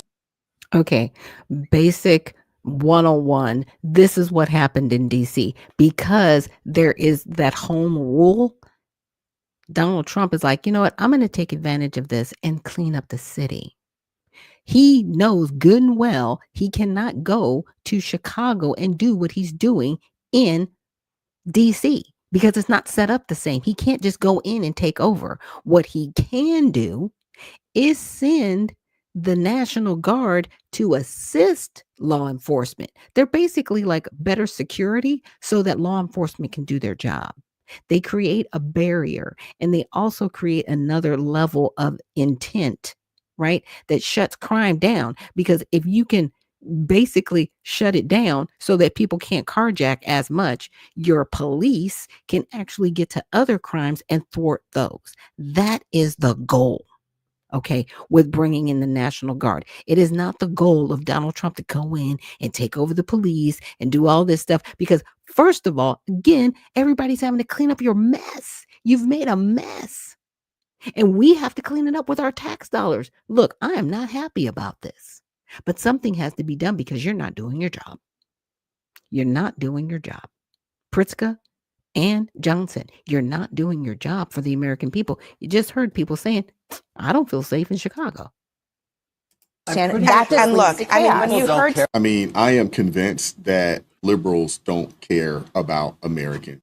And to be honest with you, if you are not convinced by now, I really don't know what will convince you, to be honest with you. The fact that you have people who are vehemently defending crime in cities all across the country, ran by the mayors, which are mainly Democrats. I just don't get it. I just don't understand it. If the president and the federal government is saying, hey, we're willing to help clean up your city, you should be bending over backwards to do whatever you can to work with the president, to work with the administration, to work with the federal government, because ultimately your goal as mayor is to serve your constituents. And by serving them, I mean your job's to protect them, not get out here and grandstand and act like nothing's wrong. There's a lot wrong. Listen to this guy here. He's going to tell you what happened 4th of July weekend. Now, here we are. It's Wednesday. Here we are. Labor Day weekend's upon us. What we do know is historically, long weekends in Chicago and other cities around the country are a mess, to say the least. This needs to stop. The mayor needs to implement some sort of safety plan because Chicagoans all across the city is absolutely afraid to even come out of their house. We have children being shot in parks. We have children being shot just walking down the street. We have people being shot going to the restaurant or the club. This is not Chicago. Activists, faith leaders, and community leaders gathered outside City Hall to condemn the recent violence. They say the city is experiencing high crime rates despite Mayor Johnson's claim that crime is down in Chicago. And if you look around at the city, at all these prime retail locations, many of them are empty, and many of these office buildings are going bankrupt, or they're having financial difficulty because companies don't want to stay downtown anymore. And the thing is that when you have high crime, it puts businesses at risk. The thing is that people aren't in the business of opening a business and not making money. They're just not. Problems. It's unbelievable, right? Illinois state and local leaders fight to keep the National Guard out of Chicago. They say crime going down. But here are nearly 36 shootings in Chicago last weekend alone. 6 of them are fatal. Take a look at this. We'll slowly pan over. And petrified residents say they have had enough. I don't see a reduction in crime. I see crime everywhere. We've got a lot of challenges. We've especially had a lot of challenges the last 5 years. It's a good thing that Trump is doing something about the crime rates.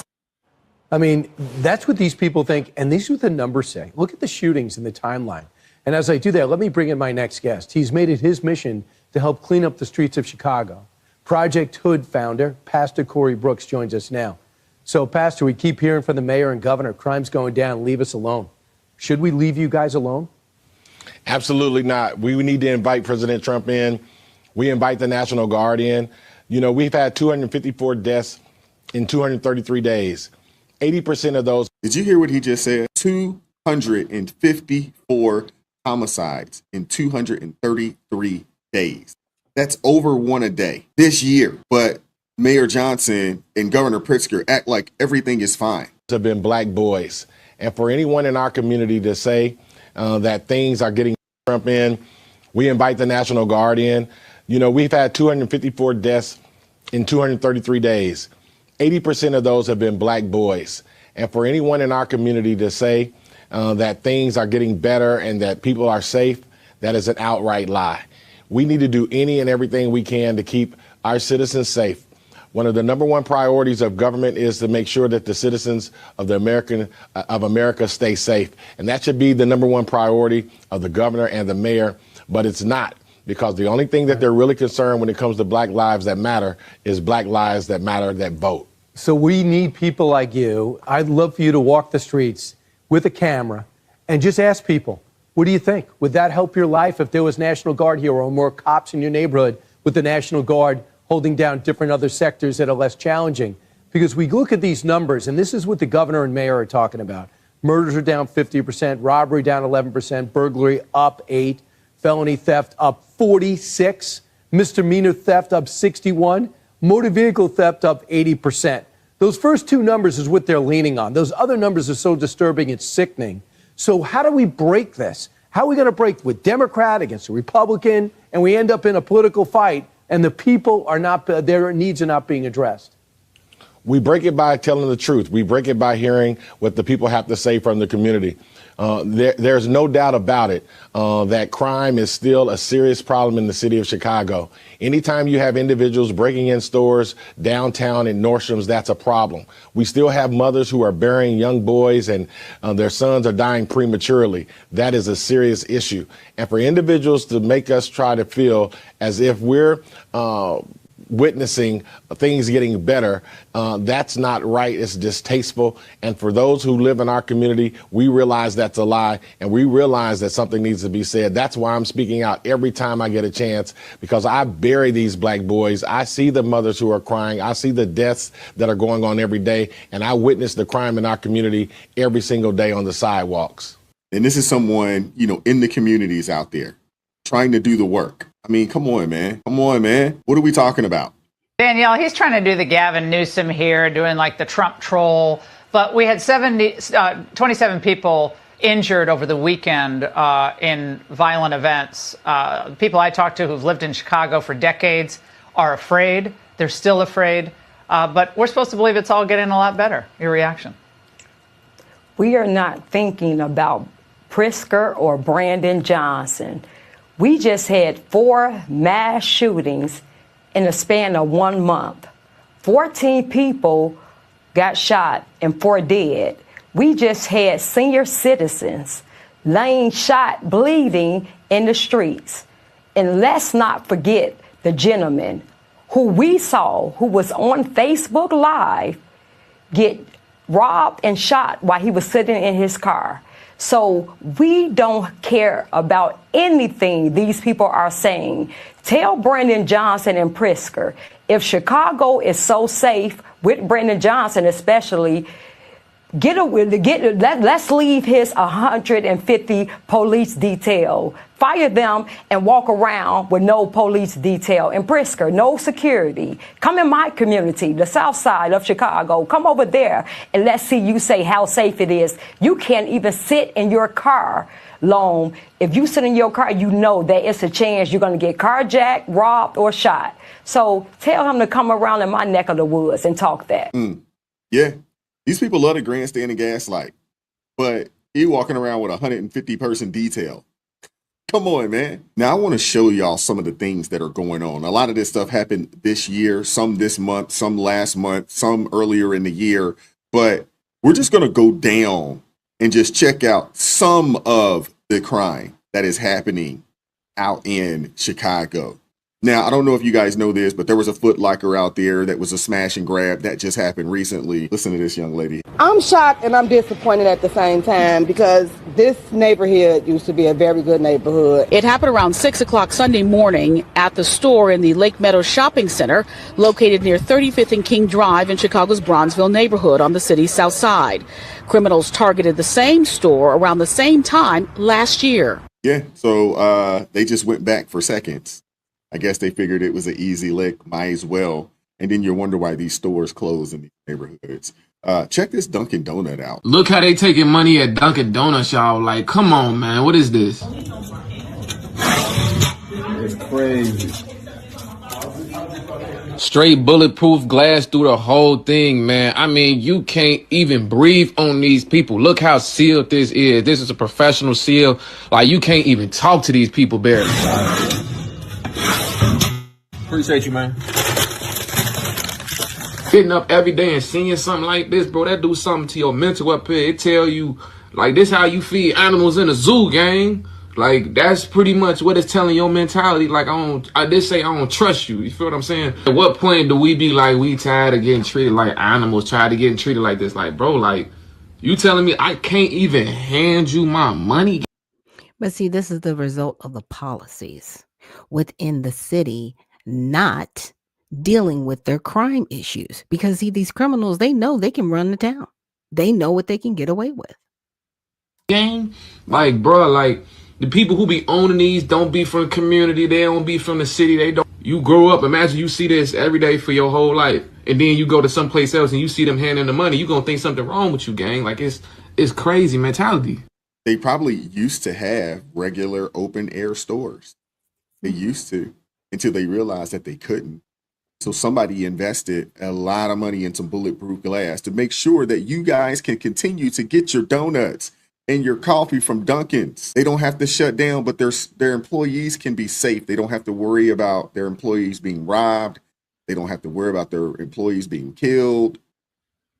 Hey, not a concern, not a concern. So it's unfortunate that you guys are living like this, but whoever owns the business, they have a right to protect not only their business, but their employees. Yeah, extremely important. Let's keep going. Welcome back. The Civilian Office of Police Accountability says it is investigating a shooting involving a Chicago police officer. And so Gabriela Primus has been on the scene there at 58th and Princeton this morning. She's joining us live now with some new details. Good morning, Gabby.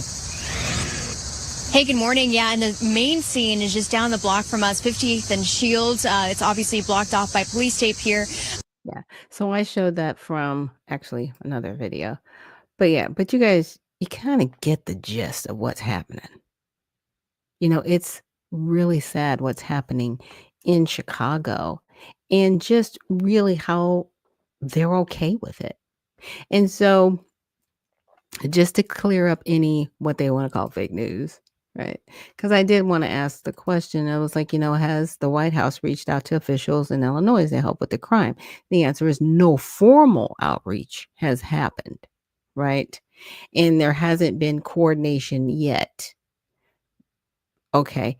And even, Trump has said, he's made public statements. He was like, we're willing to work with them. We want to go because he hears the outcry, from Chicago Flips Red, P. Ray, as you saw Daniel Carter, as you saw the pastor on there. There are people, they have an outcry for the president to do what he's doing in DC, but he can't do it in the same way. It has to be totally different. There's a whole different coordination that needs to happen. And so hopefully their administration is working on that.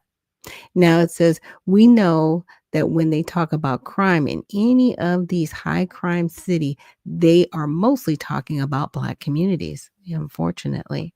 For those who are talking about high crime, does Black crime spread into non-Black communities? And, it has. I will answer that question for you. I know maybe about a week or two ago, they started talking about Encino, California, right? Encino is where Michael Jackson and his family used to live. It was predominantly Caucasian. Okay. I've been to Encino. It's beautiful up there. Absolutely beautiful city. But yes, the crime has reached, those that live behind gated communities. Because here's the thing, when the resources are scarce in other communities, they're going to come to your communities, and they're causing more carjackings in Encino. There is more crime there, and it's going to happen in Chicago as well. Just because it hasn't hit the other parts of the city that are safer, quote unquote, it'll be there at some point. Because crime has nowhere else to go. Right? Because it's easy when it's in the lower areas, right? When you're in the lower money areas, because people are easy to steal from. But, and I don't want to say the police don't care, but they're not as eager, right, to fix the problem. It's just like, oh, it is what it is. It's just a crime area, and it just kind of toss it out. And I don't think all police are like that, but that's just kind of it's what happens, and that's what the culture is ingrained. But see, a lot of these individuals that are not from here, and we've seen the different things happening all over, the internet, especially, like I said, Los Angeles. I'll use Los Angeles as an example again. They started finding where people were going into more wealthier areas, right? Stealing packages, going in and stealing or robbing outside of their homes. They have them on Ring camera, actually caught stealing and casing people's houses. Okay. So it's happening everywhere. But the crime, it's who's committing the crimes that are the scary part. And some of the crimes that are being committed, they're being committed by people that are not from here. Now, in the case of Chicago, it should, and it might be mostly Americans committing the crimes, because like I said yesterday, they made a whole movie called Chirac. I don't know why people keep forgetting that. I'm going to have to find a clip and play Chirac for everybody, because the Chicago had gotten that bad that they nicknamed it Chirac. And that was under the previous mayor, right? Who's really good friends with President Obama. Yeah. So we're going to deal with this. President Trump, I think he will come up with a plan, and there will be a formal outreach to officials. As much as they keep saying, we don't want you here, we don't want you here, there's too much outcry from the public that they're going to have to do something. And sitting on their hands is not an option. It's not an option. But thank you guys so much for joining me here on Unfiltered Vision News for this Mighty Men Thursday. I didn't have anybody who requested the mic to come up, but maybe next week I will have a guest. But again, thank you guys so much for joining me here on Unfiltered Vision News. And remember, stay well, stay focused, and stay unfiltered. We'll see you in the next one.